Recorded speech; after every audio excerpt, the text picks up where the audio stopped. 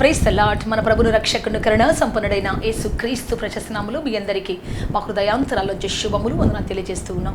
ఈరోజు కూడా యేసే మనతో ప్రశస్తమైన మాట మాట్లాడబోతున్నాడు. ఈరోజు మాట్లాడే మాట మీకు ఒక గొప్ప లెసన్, ఒక గొప్ప పాట నేర్పించబోతూ ఉన్నది. Praise the lord. హల్లెలూయా. లోతైనటువంటి సాక్షాధారాలతో ఉన్నటువంటి ఒక అద్భుతమైనటువంటి పాట నేర్పించబోతూ ఉన్నది. మనం ఈరోజు జాగ్రత్తగా ఈ మాట వింటాం. ఒకవేళ దీన్ని పోగొట్టుకుంటే, సహోదరుడు దీన్ని అలక్ష్యం చేసి వెళ్ళిపోతే చాలా అద్భుతమైనటువంటి వాక్యాన్ని మిస్ అయిపోతావు. నీ జీవితంలో నేర్చుకోవాల్సినటువంటి ఒక అద్భుతమైన పాఠాన్ని మిస్ అయిపోతావు. ఖచ్చితంగా ఈరోజు దర్శించబోతున్నాడు దేవుడు. ఒక అద్భుతమైనటువంటి సందేశంతో నిన్ను దేవుడు మేల్కొల్పబోతూ ఉన్నాడు. ప్రార్థన చేసుకుంటాం. అందరు తలలు వంచి సిస్టర్ ప్రసన్న నా యూట్యూబ్ ఛానల్ సబ్స్క్రైబ్ చేసుకోండి. అనేకులకు షేర్ చేయండి. అనేకులకు ఈ వాక్యం చేరవేయండి. దేవుడు మిమ్మల్ని ఆశీర్వదించినట్టుగా దేవుని పనులు చురుకుగా ఉండండి. దేవుని పనులు బాధ్యతగా ఉండండి. దేవుడు మిమ్మల్ని ఆశీర్వదిస్తాడు. ఖచ్చితంగా ప్రార్థన చేసుకుంటాం తలలు వంచి. లార్డ్ జీసస్, హల్లెలూయా, హల్లెలూయా, హల్లెలూయా. గొప్ప దేవుడా, శక్తిమంతుడా, బలవంతుడా, మిమ్మల్ని ఆరాధిస్తున్నాం, స్తుతిస్తున్నాం, ఘనపరుస్తున్నాం. మంచి స్నేహితుడా, మీ ప్రజలతో మీరు ముచ్చటించమడుగుచున్నాము తండ్రి. ఈరోజు ఒక విశేషమైన మాటను, ప్రత్యేకమైన మాటను మీరు తెలియచేయమడుగుచున్నాం తండ్రి. మీకు స్తోత్రం. మీరు అద్భుతం చేయండి తండ్రి. ఆశ్చర్యకర నడిపించండి తండ్రి. హల్లెలూయా, హల్లెలూయా, హల్లెలూయా, హల్లెలూయా. రక్షకుడా రండి, దేవ పరిశుద్ధుడా దిగి రండి. పరలోకపు తండ్రి మీరు దగ్గర రండి ప్రభు. ఆ స్తోత్రుడు ఆయన. ఈ మాటలు మీరు తెలియచేయమని, మీ ప్రజలతో మీరు ముచ్చటించమని, ఆదరించమని, అద్భుతం చేయమని యేసుక్రీస్తు శక్తి కలిగిన నామములు అడిగి వేడుకొంచున్నాము తండ్రి. ఆమేన్, ఆమేన్, ఆమేన్. బైబిల్ నుంచి కొన్ని మాటలు మనం నేర్చుకోబోతూ ఉన్నాం. చూద్దాం ఈ రోజున ప్రియ దేవుని బిడ్డ. 2వ రాజుల గ్రంథం 9వ అధ్యాయంలో ఇక్కడ ఒక వ్యక్తిని మనకు పరిచయం చేస్తున్నాడు దేవుడు. ఎవరు అంటే యెహూ అనే ఒక వ్యక్తిని. ఎలీషా ప్రవక్త తన ప్రవక్తల శిష్యులు ఒకరిని పంపించి, నువ్వు అర్జెంటుగా వెళ్ళి తైలపు గిన్నె తీసుకొని వెళ్ళి యెహూను అభిషేకించిరాపో అని చెప్పాడు. ఎందుకంటే అతని మీద ఒక ప్రత్యేకమైన భారాన్ని, బాధ్యతను దేవుడు కలిగి ఉన్నాడు. అతను చురుకుదనాన్ని, అతను ఉన్నటువంటి బాధ్యతాయుతమైన జీవితాన్ని దేవుడు చూసిన తర్వాత అతన్ని అభిషేకించమని ఒక బృహత్తరమైనటువంటి ఒక సీక్రెట్ ఇంటెలిజెన్స్ బాధ్యత అతనికి అప్పగించాలనుకున్నాడు. Praise the lord. హల్లెలూయా. ఎటువంటి బాధ్యత అంటే అది మీరు 9వ అధ్యాయం 2వ రాజుల గ్రంథం 9వ అధ్యాయం చదువుకుంటే కింద ఆహాబు యొక్క కుటుంబాన్ని, ఆహాబు యొక్క సంతతిని అంతటినీ కూడా నాశనం చేయడానికి ఆహాబు యొక్క అధిపతుల్లో నుంచే ప్రత్యేకించి ఈ అధిపతిని ఎన్నుకుంటున్నాడు. యెహూ అనే ఒక వ్యక్తి మరి అదే సైన్యములో పనిచేస్తున్నటువంటి వాడు. ఆహాబు సైన్యంలో పనిచేస్తున్నటువంటి ఒక వ్యక్తిని అతన్ని పిలిచి సీక్రెట్గా, ప్రియ దేవుని బిడ్డ, అతనికి తన రాజ్యాన్ని, ఆ దేశం ఉన్నటువంటి దుర్మార్గతను కొట్టివేయడానికి, ఆ దేశంలో దుష్టుల యొక్క రాజ్యాన్ని పతనం చేయడానికి ఒక సీక్రెట్ ఇంటెలిజెన్స్ బాధ్యతను అప్పగిస్తూ ఉన్నాడు. Praise the lord. Hallelujah. So ఇటువంటి బాధ్యత ఎవరికి అప్పగిస్తాడు దేవుడు అంటే, నమ్మకమైనటువంటి వారికి, ప్రాణం పెట్టేటువంటి వాళ్ళకి, తన పని కోసం, తన బాధ్యత కోసం ప్రాణం పెట్టేటువంటి వాళ్ళకి దేవుడు అప్పగిస్తాడు. మామూలులకు అప్పగించాడు, ధైర్యం గలటువంటి ధైర్యశాలులకు అప్పగిస్తాడు. సో ఆ యొక్క ప్రవక్త యొక్క శిష్యుడు కూడా అతన్ని అభిషేకించి తన తైలం, ఆ అభిషేక తైలం అతని తల మీద పోసి పారిపోవాలి, అంతే, ఉండకుండా అక్కడ. ఎందుకు అంటే పక్కన వాళ్ళకి ఎవరికి తెలియకుండా పారిపోవాలి. అతడు ఒక వెర్రివాళ్ళగా వేషం వేసుకుని వచ్చాడు, పిచ్చోళ్ళగా వేషం వేసుకుని వచ్చాడు. ఇదంతా మీరు చదువుకోండి. పిచ్చోళ్ళగా వేషం వేసుకుని వచ్చాడు, వెర్రివాళ్ళలాగా. సో ప్రియ దేవుని బిడ్డ, సో ఎందుకు దేవుడు అలా చేస్తున్నాడు అంటే అతను ఒక ప్రత్యేకమైనటువంటి సీక్రెట్ పని కోసం ప్రత్యేకపరుస్తూ ఉన్నాడు. Praise the lord. హల్లెలూయా. ఈరోజు మనల్ని కూడా కొన్ని సీక్రెట్ ఏజెన్సీ కోసం, సీక్రెట్ పనులు చేయడం కోసం దేవుడు పిలుస్తాడు. ఎవరికి అంతుపట్టినటువంటి కొన్ని వింగ్స్లో పనిచేయడానికి. మీరు సైనికులు కొంతమంది చూస్తే, లేకపోతే బ్లాక్ కమాండోస్ అని కొంతమంది ఉంటారు కదా, కమాండోస్ ఉంటారు, ఎయిర్ ఫోర్స్లో ఉంటారు, ఒక కీలకమైనటువంటి పదవులు ఉండేటువంటి వాళ్ళు, కంప్యూటర్ దగ్గర ఉన్నటువంటి వాళ్ళు, ఇంకా కీలకమైనటువంటి వాళ్ళు, యుద్ధ విమానాలు నడిపేటువంటి వాళ్ళు, అంతకంటే కీలకమైనటువంటి వాళ్ళు. వీళ్ళందరి అడ్రస్లు ఎవరికి తెలియబడవు, వీళ్ళందరి సీక్రెట్ నేమ్స్ కూడా ఎవరికి తెలియబడవు. ఒక్కొక్క రోజు ఒక్కొక్క సీక్రెట్ పేరు ఉంటుందంట వీళ్ళకి. వాళ్ళ పేర్లు కానీ, సొంత పేర్లు కానీ ఎవరు వాడరు. మీరు కావాలి నక్సలైట్లు కూడా చూడండి, వాళ్ళ పేర్లు సీతక్కో, రామక్కో ఏదో పిలుస్తుంటారు. ఆ అన్న, ఈ అన్న అని పిలుస్తారు తప్ప వారికి ఉన్నటువంటి నిజమైన పేర్లు ఎవరు పిలవరు. ఎందుకంటే వాళ్ళ గురించి ఎవరికి తెలియకూడదు, సీక్రెట్గా దాచిపెట్టాలి. ఎందుకంటే కొన్ని సీక్రెట్ కార్యక్రమం చేసేటప్పుడు ఇవన్నీ బయటికి రాకూడదని, వాళ్ళ కుటుంబాలు, వాళ్ళ పిల్లల గురించి, వాళ్ళ భార్య భర్తల గురించి ఎవరి గురించి తెలియకూడదు. ఆ విధంగా చేయాలి. సో ఇతను అంత సీక్రెట్ పని కోసం అపాయింట్ చేయబడ్డాడు. కాబట్టి మరి ఇతను ఎలా ప్రవర్తిస్తున్నాడు, ఇతని జీవితంలో సక్సెస్కి కారణం ఏంటి, మన విషయం నేర్చుకోబోతూ ఉన్నాం. ఇక్కడ ఆ ప్రవక్త చెబుతున్నాడు, నీ యజమానుడైనటువంటి ఆహాబు సంతతిని నువ్వు నాశనం చేయడానికి, యెజబెలు యొక్క రాజ్యాన్ని, సొంత రాణి అయినటువంటి రాజ్యాన్ని కోల్చడానికి నువ్వు సీక్రెట్గా అపాయింట్ చేయబడ్డావు. కాబట్టి నువ్వు జాగ్రత్తగా వెళ్ళని చెప్పాడు. అతను బయటికి రాగానే అక్కడ ఉన్నటువంటి అధిపతులు చాలామంది కూర్చొని ఉన్నారు కదా, వాళ్ళందరూ అడిగారు, ఆ పిచ్చోడు ఏదో చెప్పి పారిపోతున్నాడు, ఏంటి చెప్పు అని అంటే అతను ఏమన్నాడు తెలుసా? ఇక్కడ మనం చూద్దాం. 2వ రాజుల గ్రంథం 9వ అధ్యాయం 11వ వచనం చదువుకుంటాం. యెహూ బయలుదేరి తన యజమానుని సేవకుల దగ్గరకు రాగా ఒకడు, ఏమి సంభవించినది? ఆ వెర్రివాడు నీ యొద్దకు వచ్చిన హేతువేమని అడుగగా అతడు, వాని మాటలు మీరు ఎరిగి ఉన్నారని చెప్పాను. కాబట్టి వారు, అదంతయు వట్టిది, అతని మాటలు మాకు తెలియజెప్పమనగా అతడు ఇట్లనను, నేను నిన్ను ఇశ్రాయేలు మీద అభిషిక్తునిగా చేయుచున్నానని యెహోవా సెలవిచ్చుచున్నాడని అతడు నాతో చెప్పాను అని చెప్పాడు. సో ప్రియ దేవుని బిడ్డ అసలు విషయం చెప్పలేదు. ఏం చెప్పాడంటే, ఇదిగో ఆ వచ్చిన వ్యక్తి నన్ను అభిషేకించి నీవు ఈ దేశం మీద అభిషిక్తునిగా చేయబడ్డావు అని చెప్పాడు అని చెప్పేసి అన్నాడు. కానీ అసలు విషయం ఏంటి అంటే, నీవు నీ సొంత రాజ్యాన్ని, నీ సొంత రాజు యొక్క సంతతిని నీవు నాశనం చేయడానికి అభిషేకించబడ్డావని చెప్పలేదు. దేవుడు నన్ను ఇలా అభిషేకించాడు, ఈ రోజు నుంచి నేను రాజ్యాన్ని నాశనం చేస్తాను, నాకు శక్తి ఇచ్చాడు, నాకు బలం ఇచ్చాడు, నాకు ప్రత్యేకమైనటువంటి అవకాశం ఇచ్చాడు, ప్రత్యేకమైన తలుపు తెరిచాడు, నాకు అబ్బాయికి నేనే రాజుని అని చెప్పలేదు. ఆ రాజ్యాన్ని కూల్చి ఇంకో రాజుగా అవుతున్నాను నేను అని చెప్పలేదు.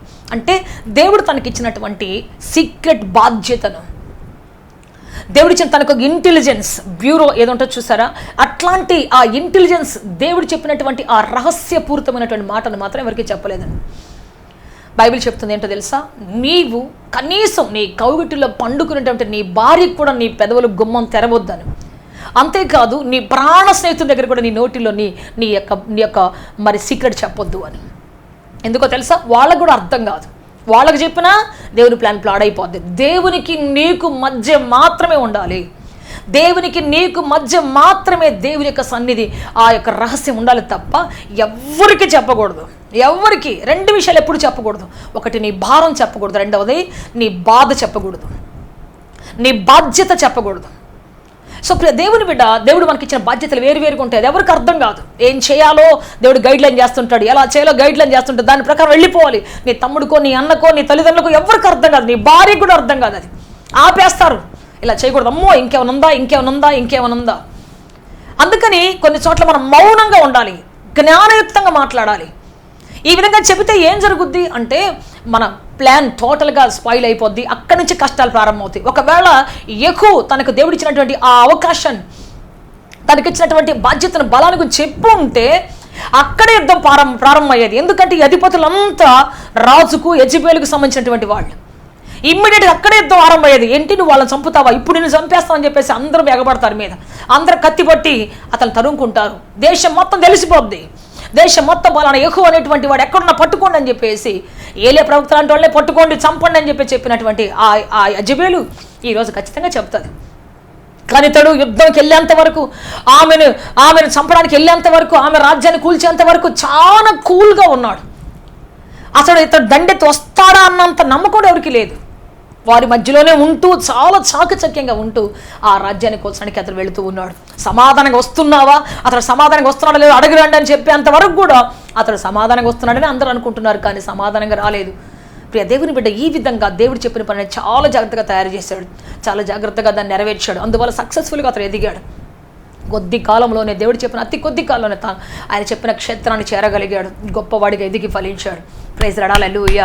సో చాలాసార్లు మనకి ఏదైనా దేవుడు చెప్పాడంటే, ఎవరైనా ఏదైనా చెప్పారంటే ఊరంతా చెప్పకుండా ఉండలేము మనం. ఎప్పుడు నోరు తెచ్చి ఏదో చెప్తూనే ఉంటాం. మనకు సీక్రెట్స్ మొత్తం, నేను ఐఏఎస్ చదవాలనుకుంటున్నాను, ఐపీఎస్ చదవాలనుకుంటున్నాను, అసలు నేను గిటార్ నేర్చుకోవాలనుకుంటున్నాను, అసలు నేను కీబోర్డ్ నేర్చుకోవాలనుకుంటున్నాను, అసలు నేను పలానా చేయాలనుకుంటున్నాను, అసలు చేస్తాను చూడు, చెయ్యక ముందే మొత్తం టామ్ చేసే సీక్రెట్లు మొత్తం చెప్పేస్తారు. అటువంటి వారు ఎప్పటికీ చేయలేరు. ఎందుకంటే నీ మనసులో మాట బయటకు వచ్చిందంటే ఖచ్చితంగా దాన్ని ఎదిరించడానికి సాతాను ఎన్ని వ్యూహాలను తయారు చేస్తుంది, ఎన్ని ఆటంకాలను తయారు చేస్తుంది. నీ భార్యనన్నా లేపుతుంది, నీ భర్తనన్నా లేపుతుంది, నీ పిల్లలనన్నా లేపుతుంది. కానీ ఆ మంట నీలోనే ఉండాలి. ఆ బాధ్యతయుతమైనటువంటి ఆ అగ్ని నీలోనే రగలాలి తప్ప నువ్వు బయటికి చెప్పకూడదు. చెబితే అక్కడే సొంత ఇంట్లోనే, సొంత వాళ్ళ ముందే నీ లైఫ్ అంతా స్పాయిల్ అయిపోతుంది. తెలుసా, నేను ఫస్ట్ ఆదికాండంలో ఉన్నటువంటి హీరో, మన హీరో జోసెఫ్ గురించి చెప్తాను. యోసేపు తన రహస్యాన్ని, దేవుడు తనకిచ్చినటువంటి ఆ ప్రకాశిస్తున్న నక్షత్రం, ఎలుగుతున్న నక్షత్రం అనేటువంటి ఆ యొక్క సీక్రెట్ని చెప్పాడు తన అన్నదమ్ములకు అందరికీ. తల్లిదండ్రులు చెప్పాడు. వాళ్ళు ఏమన్నా తెలుసా, ఏంటి నువ్వు మమ్మల్ని ఏలుబడి చేస్తావా, అంత పెద్ద నక్షత్రంగా మారుతావా, అంత పెద్ద స్టార్డమ్ పొందుకుంటావా, మా మీద ఏలుబడి చేసి అంత గొప్పడు అవుతావా, చూస్తావు నువ్వు ఎట్ట ఏలుబడి చేస్తావు. తండ్రి కూడా అన్నాడు, పిచ్చి కళ్ళకు అంటున్నావు, నువ్వేంటి నువ్వు కనే కళలు, నువ్వు కనే కళ్ళు అంటే నేను నీ ముందు నమస్కారం చేస్తాను, నువ్వు నాకంటే గొప్పడు అవుతావా, కుదరదు ఇవన్నీ. అందరు వ్యతిరేకం అయిపోయారు. సొంత అన్నలు అతన్ని కొట్టి గాయపరిచి అతని రంగుల వస్త్రాన్ని తీసివేసి అతన్ని గోతిలో పడవేసి ఇప్పుడు ఎలా గొప్పడవుతో చూస్తాం, ఇప్పుడు ఎలా శక్తిమంతుడు అవుతో చూస్తాం కానీ అంటూ అతన్ని మరి ప్రియ దేవుని బిడ్డ బానిసత్వానికి అమ్మేశాడు. అష్ట కష్టాలు పడ్డాడు. 12-13 సంవత్సరాలు అతడు పడిన యాతన అంతా ఇంత కాదు. ఎన్నో శ్రమల గుండా వెళ్లాల్సి వచ్చింది, ఎన్నో కష్టాలు గుండా, అవమానాలు గుండా, నిందల గుండా, ప్రయాసల గుండా, యాతనలు గుండా వెళ్లాల్సి వచ్చింది. దేవుడు దాన్ని ఎలా నెరవేర్చేవాడో, ఆ కళని ఎలా తీసుకుని వెళ్ళేవాడో తెలియదు కానీ ఈ విధంగా వెళ్లాల్సి వచ్చింది. అదేవిధంగా మన టాప్ హీరో అయినటువంటి శాంసన్ కూడా తను ప్రేమించినటువంటి దెలీలా ముందు కూర్చొని తన రహస్యం అంతా చెప్పేశాడు. అప్పటిదాకా ఆ రహస్యం ఎవరికి తెలియదు. ఏంటి అంటే తన తలలో తన అభిషేకం ఉందని, తన బలం ఉందని, తన జడల్లో తన బలం ఉందని దేవుడు అక్కడ నిక్షిప్తం చేశాడు. ఎవరికి తెలియదు, తల్లిదండ్రులకు తప్ప, ఇతనికి తప్ప ఎవరికి తెలియదు. కానీ నోరు తెరిచి తను ప్రేమించాడు, తన ప్రియురాలికి చెప్పేశాడు, ఇదిగో నా బలం ఇక్కడ ఉంది, నేను పుట్టినప్పుడు అభిషేక్తుడిని, నా జీరు చేయబడినటువంటి వాడను, నా తల వెంట్రుకలు కట్ చేస్తే నేను మామూలుడు అయిపోతానని చెప్పేశాడు. విసిగిపోయి, ప్రాణం విసిగిపోయి చెప్పేశాడు. ప్రాణం విసిగిన జీవితంలో ఎన్ని శ్రమలు వచ్చినా, ఎన్ని కష్టాలు వచ్చినా దేవునికి ఇచ్చిన భారాన్ని, దేవునికి ఇచ్చిన బాధ్యతను గురించి మాత్రం, దేవునికి ఇచ్చిన ఆధిపత్యాన్ని గురించి, దేవునికి ఇచ్చినటువంటి ఆ యొక్క బల రహస్యాన్ని గురించి, నీ అభిషేకాన్ని గురించి ఎవరికి కూడా నోరు తెచ్చి చెప్పనేకూడదు. నీ సమయం వచ్చినప్పుడు వాడుకోవాల్సిందే తప్ప నాకు ఎంత అభిషేకం ఉంది, నాకు ఎంత ఆత్మవరం ఉంది, ఎంత ఫలం ఉంది, నాకు ఎంత ఉంది అని చెప్పావా, ఇంతమంది సంఘస్థులు ఉన్నారు, ఎంతమంది జనం ఉన్నారని చెప్పావా, అవుట్. ఇంకా ప్రియ దేవుని బిడ్డ ఒకసారి దావీదు లెక్క పెట్టాడు, నా సైన్యం ఎంత ఉందో లెక్క పెట్టాడు. అంతే, ఒక్కరోజు 70,000 మంది చనిపోయారు.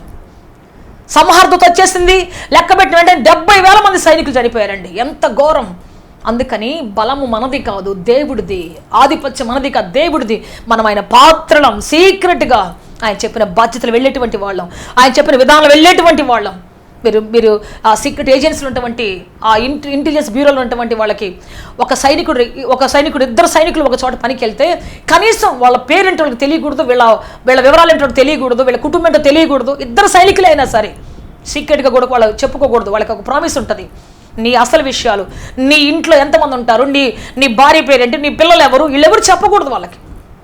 కారణం ఏంటంటే కొన్నిసార్లు ఈ సైనికుడు ఏదో చెయ్యాలని అతను ఏం చేయలేక ఇంటి మీద దాడి చేస్తారు. కొంతమంది సైనికులే కోవట్లుగా మారిపోతారు, శత్రువులకు అనుకూలమైన వాళ్ళకి మారిపోయినప్పుడు ఈ సైనికుడి విషయాలని చెప్పేస్తే ఆ సైనికుడికి ఎప్పటికైనా శత్రువులు పట్టేసి వాళ్ళ కుటుంబం నష్టం చేస్తారు. అందుకని ఏం చేస్తారంటే చెప్పనివ్వరు, వాళ్ళ ఇంటెలిజెన్స్ గురించి ఎవరికీ చెప్పనివ్వరు.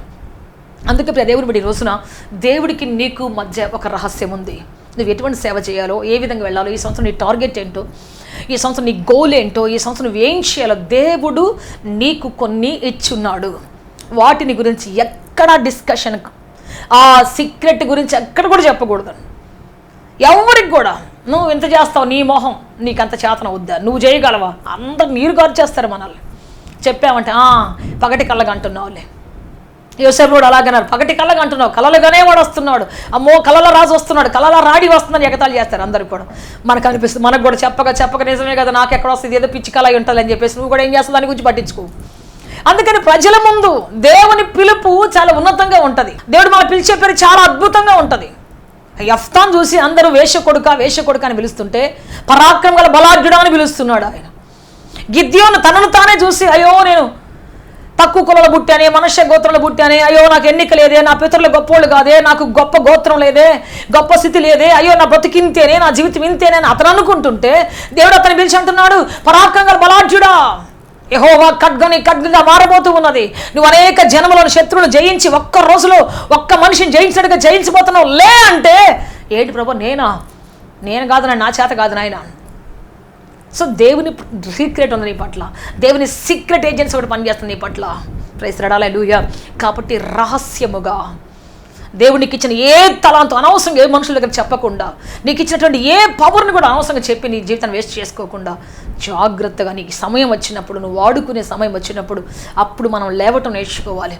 సో ప్రియ దేవుని బట్టి అప్పటిదాకా తను రాజునని నన్ను అభిషేకించాలని చెప్పాడు మాత్రమే తప్ప ఆహాబు సంతతిని నాశనం చేయడానికి, ఆహాబు సంతతులను ప్రతి ఒక్కరి జీవితాలు తొలగించడానికి, ఆహాబు శేషాన్ని నిర్మూలపరచని దేవుడు నన్ను ఎన్నుకున్నాడని మాత్రం చెప్పలేదు. అందరూ రాజయ్యని సంతోషపడ్డారు, కానీ ఈ విధంగా దేవుడు చెప్పిన సీక్రెట్ ప్లాన్ గురించి చెప్పామంటే అప్పుడే అతను చంపేసేవాడు, అప్పుడే అతనికి కత్తులు ఎదురయ్యాయి, అందరు వ్యతిరేకమైపోయేటువంటి వాళ్ళు.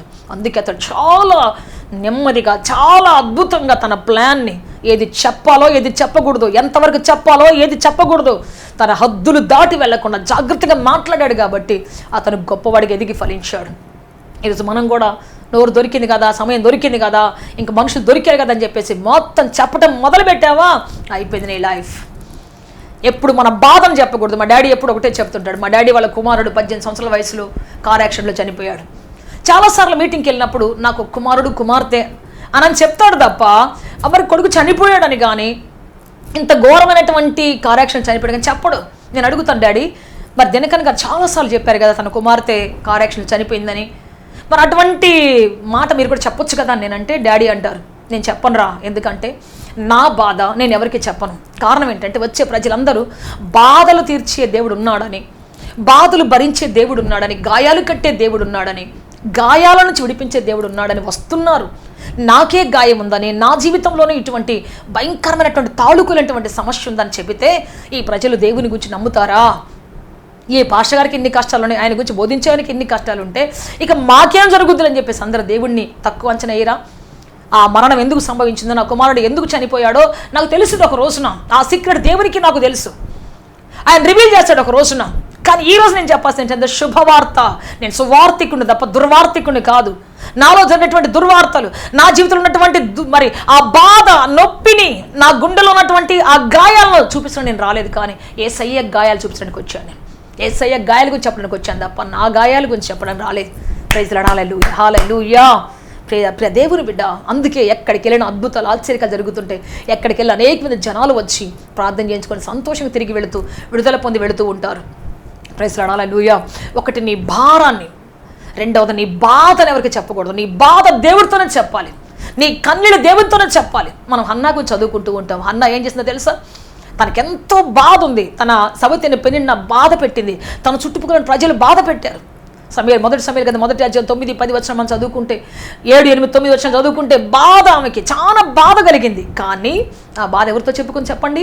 నేరుగా దేవుని సన్నిధికి వెళ్ళింది, అక్కడ ప్రార్థన చేయడం మొదలుపెట్టింది, అక్కడ కన్నీళ్లు గాచడం మొదలుపెట్టింది. ఆ రోతన నీళ్ల వలె కృమ్మరించింది. ఎవరి దగ్గర ఏడవలేదు, భర్త దగ్గర ఏడవలేదు, బిడ్డల దగ్గర భర్త దగ్గర ఏడవలేదు, న్యాయాధిపతి దగ్గరికి వెళ్ళి ఏడవలేదు, యాజకుడి దగ్గరికి వెళ్ళి ఏడవలేదు, ఎక్కడ ఏడవలేదు. దేవుని మందసం దగ్గర కూర్చొని కాళ్ళు పట్టుకుని ఏడుస్తూ ఉంది. అక్కడ ఏడ్చడం మొదలుపెట్టింది. అక్కడ జరిగిన అద్భుతం.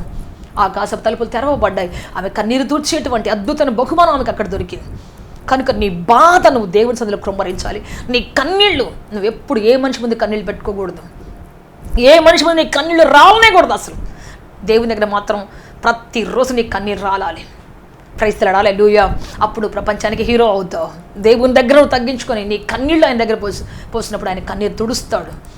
ఆయన ఉత్తమైన ప్రవచన కోసం పంపిస్తాడు, ఉత్తమమైన జవాబు నీకు పంపిస్తాడు, నిన్ను ఆదరిస్తాడు, నిన్ను నడిపిస్తాడు, సహాయం చేస్తాడు. సో శామ్యూయల్ లాంటి బహుమానాన్ని ఇచ్చాడు. అదే మనుషుల దగ్గర ఏడ్చుంటే, తన భర్త దగ్గర ఏడ్చుంటే పెద్ద గొడవ అయిపోయేది. ఎందుకంటే హన్నా అంటే తన భర్తకి ఎంతో ఇష్టం. పెనిన్నాన్ని కొట్టేసేవాడే. పండగ రోజు ఆ ఇల్లంతా రాద్ధాంతం అయిపోయేది. పెనిన్న పిల్లలందరూ వ్యతిరేకమయ్యేవాళ్ళే. పెనిన్న యొక్క శాంత కుటుంబస్తులందరూ వ్యతిరేకమైపోయేవాళ్ళే. నిన్ను బట్టి నా బిడ్డ బాధపడుతుంది, నిన్ను బట్టి నా బిడ్డ దుఃఖపడుతుందని చెప్పేసి వాళ్ళ కుటుంబాలు వేరైపోయాయి కదా. పెనిన్న కుటుంబం తల్లిదండ్రులు ఉంటారు, అన్నదమ్ములు ఉంటారు, అక్క చెల్లెలు ఉంటారు. పెనిన్న కుటుంబం మొత్తం వచ్చేదే హన్నా మీదకి. దుఃఖం, బాధ అయిపోయేది. అందుకని ఎవరిని ఏమనలేదు. భర్త దగ్గర ఏడవలేదు, బిడ్డల దగ్గర ఏడవలేదు, లోకం దగ్గర ఏడవలేదు, ఎక్కడ ఏడవలేదు. దేవుని దగ్గర వచ్చి ఏడవటం మొదలుపెట్టింది. ఆమె గుడ్రాలతనమంతా నాశనం అయిపోయింది. ఆమె గుడ్రాలతనమంతా తీర్చబడింది. ఆమె గర్భంలో చక్కని కుమారుడు వచ్చాడు. ప్రైజ్ లార్డ్, హల్లెలూయా, హల్లెలూయా. సో మన దుఃఖం, మొర్దెకై ఎక్కడ ఏడ్చాడు అంటే దేవుని సముఖంలో ఏడ్చాడు, దేవుని సన్నిధిలో ఏడవటం మొదలుపెట్టాడు. దేవుని బిడ్డ ఆ ఏడుపు దేవుడు ఆదరించాడు, ఆ ఏడుపును ఆలకించాడు దేవుడు. ఆ కన్నీటికి జవాబిచ్చి నాట్యముగా పండగల దేవుడు చేశాడు. ఆ జనాల మీద ఉన్నటువంటి మరణ శాసనాన్ని కొట్టివేసి సంతోష గానాలు ఇచ్చాడు. Praise lord, hallelujah. సో మన బాధ, మన అవసరం, మన అవసరం, మన బాధ్యత ఎవరి దగ్గర నోరు తెచ్చి అడగనేకూడదు, ఎవరికి చెప్పకూడదు. దేవుడే కదిలించాలి. మనం 100 మంది దగ్గర ఏడిస్తే 100 రూపాయలు ఇస్తారు, కానీ దేవుడి దగ్గర ఏడిస్తే ఒక్కడే 1,00,000 రూపాయలు ఇస్తారు మనకి. ప్రైజ్ లార్డ్, హల్లెలూయా, హల్లెలూయా. 100 మంది దగ్గర చేయి చాపి ఇవ్వండి అంటే తలా ₹1 ఇచ్చి 100 రూపాయలు ఇస్తారు, కానీ దేవుడు కదిలిస్తే ఒక్కళ్ళని ₹1,00,00,000 ఇస్తారు. ప్రైజ్ లార్డ్, హల్లెలూయా. డాడీ చెప్పిన సూత్రం అది. కాబట్టి ఎవరి దగ్గర నోరు తెచ్చి అడగొద్దు. నీ అవసరాన్ని చెప్పొద్దు, నీ బాధని చెప్పొద్దు, నీ కష్టాన్ని చెప్పొద్దు, నీ బాధ్యతని చెప్పొద్దు. నువ్వు చేసుకుంటూ వెళ్ళిపో, దేవుడి మాట వినుకుంటూ వెళ్ళిపో. ఎస్ దేవుని బిడ్డ, మన రహస్యాలు, మన గోల్స్, ముఖ్యంగా దేవుడు మనకు చూపించిన గోల్స్ కొన్ని ఉంటాయి, గురి గమ్యాలు ఉంటాయి. వాటిని చేరడానికి ప్రతిరోజు ప్రయత్నం చేస్తూ ఉండాలి తప్ప వాళ్ళకి చెప్పి వీళ్ళకి చెప్పి అరే నేను ఎట్లా అవ్వాలనుకుంటున్నా, అనుకుంటున్నాను, అది చేయాలనుకోండి, ఇది చేయాలనుకోండి చెప్పావా, దేవుడు నాకు ఈ కృప ఇచ్చాడు, దేవుడు అలా చేయమన్నాడు అన్నావా, ఇక అది చేయకుండా సాతాను ఖచ్చితంగా ఆపేస్తుంది. యోసేపుని ఆపాలని చూసింది, సంసోన్ని పూర్తిగా ఆపేసింది. చివరికి ఆయన తేరుకొని ప్రార్థన చేసే తప్ప అతను మరలా నెక్స్ట్ గోల్కి వెళ్ళలేకపోయాడు. చెరసాల్లో పడాల్సి వచ్చింది. తన బల రహస్యం చెప్పినప్పుడు, తనకున్న బలాన్ని, తనకున్న సామర్థ్యాన్ని, తనకున్న గురిని చెప్పినప్పుడు, నేను దేవుని కోసం పుట్టాను, దేవుని కోసం నా జీవితం చేయబడ్డాను, ఇదిగో నా రహస్యం ఇది, నా బల రహస్యం ఇది, నా భర్త రహస్యం ఇది, నా పుట్టుక రహస్యం ఇది అని చెప్పినప్పుడు అన్ని బట్టబయలైపోయినాయి. చివరికి ఏమైపోయాడు? ఆయన చెరసాల పాలైపోయాడు. అందుకని మన రహస్యాలు ఏవి కూడా, మన సీక్రెట్స్ ఏది కూడా, మన గతం కానీ, మనకున్నటువంటి బాధ్యత కానీ, మనకున్నటువంటి దేవుని బిడ్డ మనకున్న ఏది కూడా మన జీవితంలో ఎవరితో షేర్ చేసుకోకూడదు. దేవుడు ఒక్కడే మనం చెప్పుకోసినటువంటి నమ్మదగినటువంటి దేవుడు ఆయన. ఎప్పుడైతే మనం వీటిని గురించి చెబుతామో ఖచ్చితంగా ఓడిపోతాం. ఖచ్చితంగా సాతానికి మన ఆయుధాలు ఇచ్చినట్టే అవుతుంది. సాతానికి మన ఆయుధం ఇచ్చినట్టే అవుతుంది. నీ గతం సాతాను ఒక ఆయుధం. దేవుని బిడ్డ, నీ గతాన్ని చూసినటువంటి సాతాను లేస్తుంది ఖచ్చితంగా ఒక రోజున. నువ్వు చెప్పాల్సింది చెప్పొచ్చు కానీ నీ గతాన్ని గురించి చెప్పొద్దు. ఇప్పుడు మీరు పౌలు గురించి చదువుకుంటే, పౌలు సాక్షి చెప్పాడు ఏమంటాడంటే, నేను పూర్వము హింసకుడను, దూషకుడను, హానికరుడు, అంతే. ఎవరిని హింసించాడు, ఏం దూషించాడు, ఎట్లా చేశాడు, ఏంటి, ఏది చెప్పలేదు ఆయన. పూర్వము హింసించాను అంతే, ఇంకేం చెప్పలేదు ఆయన. తన గతాన్ని గురించి ఎక్కడ చెప్పలేదు దేవుని బిడ్డ. అందుకని నీ సీక్రెట్ అయిన గతం దేవుడితో మాత్రమే ఉండాలి. ఆయన మాత్రమే సముద్ర గాథల్లో పడవేస్తారు. కానీ మనుషులైతే మోసుకొని తిరుగుతారు, ఎప్పుడు ఈ గతాన్ని గురించి మాట్లాడతారు. నువ్వు పలానప్పుడు అప్పుడు అట్లా చేయలేదా, ఇలా చేయలేదా. అందుకని దేవుని బిడ్డ, మన గతాన్ని ఎవరు మార్చలేరు, మనం మార్చలేము. కానీ దేవుడు ఒక్కడే గతానికి ప్రతిగా మనకు కిరీటం ఇవ్వగల దేవుడు. మన యొక్క గతాన్ని కప్పివేసి ఆయన కృపా వస్త్రము, ఉల్లాస వస్త్రము, ఘనతా వస్త్రం ఇవ్వగలటువంటి దేవుడు ఆయన. సో ఆయన మాత్రమే చేయగలడు. కాబట్టి మనుషులు ఎవరి దగ్గర మన గురించి చెప్పుకోవాల్సిన అవసరం లేదు. నీ గతం, నీ బాధ, నీ బాధ్యత, ఈ మూడు ఎవరికి తెలియకుండా ఉంటే నువ్వు ధన్యుడివే. తర్వాత నీకు ఇచ్చిన బాధ్యత ఎప్పుడు కూడా నువ్వు నోరు తెచ్చి ఎక్కడ చెప్పినా కానీ ఫెయిల్ అయిపోతావు. సో యెహూ ఈ విధంగా తను కాపాడుకున్నాడు కాబట్టి అతను రక్షించబడ్డాడు. ఆ తర్వాత అతను చేసినటువంటి ఆపరేషన్ ఈజీగా చేయగలిగాడు. అతను చేసినటువంటి ఆ యొక్క యుద్ధము నైపుణ్య ప్రకారం చేయగలిగాడు. దాన్ని చాలా అద్భుతంగా మరి దేవుని బిడ్డ ఆ యొక్క ఆపరేషన్ సక్సెస్ఫుల్గా చేసి దేవుని యొక్క నామను మాయంపరిచాడు. ఒకవేళ ఈ విషయం తన చుట్టూ ఉన్నటువంటి అధిపతులు అందరికీ చెప్పుంటే, ఘనంగా చెప్పుంటే, ఇదిగో దేవుడు నాకు ఇటువంటి అధికారం ఇచ్చాడు అని చెప్పుంటే ఖచ్చితంగా అది యెజెబెలు తెలిసి ఉండేదే, శత్రురాజు తెలిసి ఉండేదే. వాళ్ళకి ఎలర్ట్ అయిపోయేవాళ్లే. అతను ఎక్కడున్నాడో పట్టుకోండి అని చెప్పేసి అతను తరిమేవాళ్లే. ఇతను తరమటానికి దేవుడు అధికారం ఇస్తే మరి అతను తరమబడేవాడే ఖచ్చితంగా. అందుకని జాగ్రత్తగా మన యొక్క జీవితాన్ని, మన సీక్రెట్స్ని, మన గతాన్ని, మన బాధ్యతల్ని దేవుని సన్నిధిలో పెట్టి ప్రార్థిస్తూ కృప కోసం అడగాలి తప్ప గెలవటానికి ఒకటి, మర్చిపోవడానికి ఇంకొకటి, మన బాధను మర్చిపోవడానికి ఇంకొకటి, దేవుని కృప అడుగుతూ మనం బ్రతకాలి తప్ప ఎక్కడ మనం షేర్ చేసినా మన లైఫ్ అయిపోయినట్టే. అందుకని నీవు సక్సెస్ఫుల్గా బ్రతకాలి అంటే, సక్సెస్ఫుల్గా జీవించాలి అంటే ఈ మూడు విషయాలు జాగ్రత్తగా ఉండాలి. ప్రార్థన చేసుకుంటాం, అందరూ తలలు వంచి నీకోసం ప్రార్థన చేయబోతున్నాం. ఇప్పటికీ నీ గతాన్ని తెలిసి అనేక మంది నిన్ను బాధిస్తున్నారేమో, పేరు పెట్టి అనేకసార్లు పిలిచి నీ గతాన్ని గురించి మాట్లాడి నిన్ను బాధపరుస్తున్నారేమో, నీ లక్ష్యాన్ని చేరుకోలేక నువ్వు అనేక విషయాల్లో యాతన పడుతూ ఉన్నావేమో, సంసోన్లాగా ఎవరికో చెప్పేసి బాధపడుతూ ఉన్నావేమో. నీకోసం ప్రార్థించాలని ఆశపడుతూ ఉన్నాను. అందరి తలలో నుంచి ఒక చిన్న ప్రార్థన చేసుకుంటాం. లార్డ్ జీసస్, హల్లెలూయా, హల్లెలూయా. నా ప్రియ సహోదరుడి కోసం ప్రార్థిస్తున్నాను తండ్రి, నా ప్రియ సహోదరి కోసం ప్రార్థిస్తున్నాను ప్రభువా తండ్రి. అయ్యా, మీరు ఇచ్చినటువంటి బాధ్యత ఎంతో గొప్పది, మీరు పిలిచిన పిలుపు ఎంతో గొప్పది నాయన. దాన్ని ఎవ్వరి ముందు చెప్పకుండా ప్రభా, దాన్ని నాయన సాతానుకు తెలియకుండా, సాతాను ప్రజలకు తెలియకుండా, సాతాను ఏజెంట్లకు తెలియకుండా ప్రభా, రహస్యమందున్నటువంటి నీకు మాత్రం తెలియచినట్లుగా ప్రభా, నోరు తెచ్చి పెదవులు గుమ్మము దాటి రాకుండా ప్రభా, దాన్ని జాగ్రత్తగా కాపాడుకుంటూ బ్రతికే కృప దయచేయండి తండ్రి. కాపాడుకుంటూ జీవించే జీవితం దయచేయండి. నేను అది కట్టబోతున్నాను, ఇది కట్టబోతున్నాను, అది చేయబోతున్నాను, ఇది చేయబోతున్నాను, నేను అలా ఉండబోతున్నాను, ఇలా ఉండబోతున్నాను, ఇటువంటి మాటలు ఎక్కడ చెప్పకుండా ప్రభువా అయ్యా మీరు నిలబెట్టి అభిషేకించండి, ఆశీర్వదించండి ప్రభువా తండ్రి. మీరు నిలబెట్టండి, బ్రతికించండి ప్రభు. ప్రతి ఆటంకాలు తీసివేయండి, ప్రతి ఆటంకాలు తొలగిపోలే యేసుక్రీస్తు నామములో ప్రభువా. ఇప్పటికే పలుమార్లు ఓడిపోయారు. నేను ఫస్ట్ ర్యాంక్ కొట్టాలనుకుంటున్నాను, అది సాధించాలి, ఇది సాధించాలా, అనేక మార్లు ఉద్యోగం సాధించాలా అని చెప్పేసి చెప్పి చెప్పి చెప్పి చెప్పి ప్రజల ముందు చెప్పి చెప్పి అనేక మంది ఓడిపోతూ ఉన్నారు, సాధించలేకపోతున్నారు.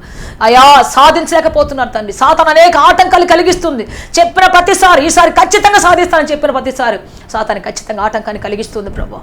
ఇప్పటికీ నా సహోదరులు ఎన్నోసార్లు ఓడిపోయారు, సహోదరు ఎన్నోసార్లు ఓడిపోయింది. అనుకున్నది సాధించలేక ప్రభువా, అనుకున్న సమస్యలు, అనుకున్న కష్టాలు, అనుకున్న యాతనలు ఎదురయ్యి జీవితంలో ఇప్పటికే ఎన్నో కోల్పోయారు తండ్రి. అట్టి వారి కొరకు ప్రార్థిస్తున్నాను. ఇప్పుడే మీరు లేవనెత్తండి, పెదవుల గుమ్మానికి కాపు పెట్టండి. దేవుడు వారికి ఏం గురి ఇచ్చాడు, గమ్యం ఇచ్చాడు, దాన్ని చేరుకోవడానికి కావాల్సినటువంటి శక్తిని మౌనం ఇచ్చి నడిపించి బలపరచండి తండ్రి. నోరు తెరవకుండా ప్రభువా, అయ్యా మంటతో ప్రభువా, రోషముతో ప్రభువా, అగ్నితో ప్రభువా, రాబోతున్న కాలానికి వచ్చినటువంటి ఎస్టిమేషన్తో ప్రభువా ముందుకెళ్ళే కృపద ఇచ్చండి తండ్రి. అటువంటి దాన్ని సాధించే భాగ్యం ఇచ్చండి అయ్యా. మీ సమాధానం ఇచ్చి నడిపించి అభిషేకించి ఆదరించమని కృపతో బలంతో శక్తితో నైనా వారు నడిపించండి తండ్రి. అనవసర మనుషుల దగ్గర ఇట్లాంటివన్నీ మాట్లాడకుండా, అనవసర మనుషుల దగ్గర ప్రభు పెదవులు గుమ్మాన్ని తెరవకుండా ప్రభు సాతాను ప్రజల దగ్గర జాగ్రత్తగా బ్రతికే కృపద ఇచ్చేయండి తండ్రి. బిడ్డలందరూ దీవిస్తున్నాం, ఆశీర్వదిస్తున్నాం. బిడ్డలందరూ దీవిస్తున్నాం, మీ కృపతో నడిపించి బలప సహాయించండి. యేసుక్రీస్తు శక్తి కలిగిన నామములు అడిగి వేడుకొంచున్నాము తండ్రి. ఆమేన్, ఆమేన్.